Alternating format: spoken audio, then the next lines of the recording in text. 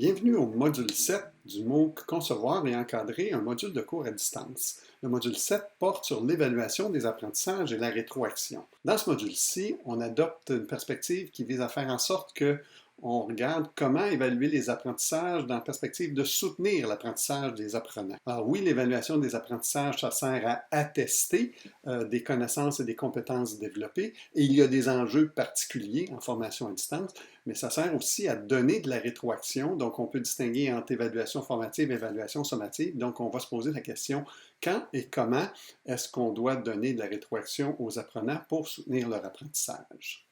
Comme à l'habitude, la première semaine débute avec le journal de bord. Et ensuite, on vous propose un dossier vidéo sur l'évaluation des apprentissages et la rétroaction. Dans la première vidéo qui vous est proposée, je fais une entrevue avec le conseiller pédagogique Frédéric Lapointe qui porte sur l'évaluation des apprentissages en contexte de formation à distance avec les défis et les pistes de solutions qui sont envisagées et proposées. Dans la deuxième vidéo, on regarde plus particulièrement l'évaluation des travaux d'équipe à distance. Et finalement, dans la troisième vidéo, on parle d'enjeux d'intégrité académique et de plagiat au niveau de l'évaluation.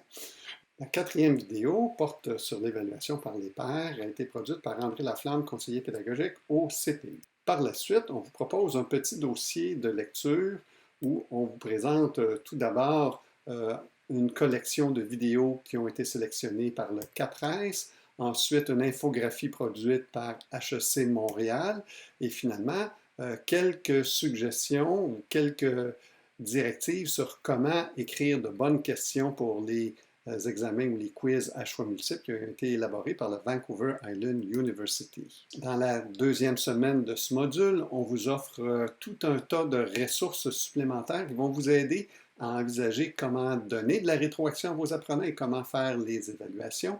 J'attire votre attention tout d'abord sur le premier lien où on met à votre disposition différentes ressources, guides, tutoriels qui ont été développés par l'équipe de conseillers pédagogiques du CPU.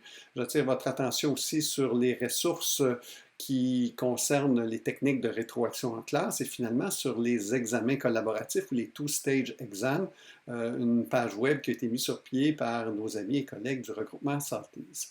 Et on termine par un test récapitulatif sur vos connaissances sur le sujet.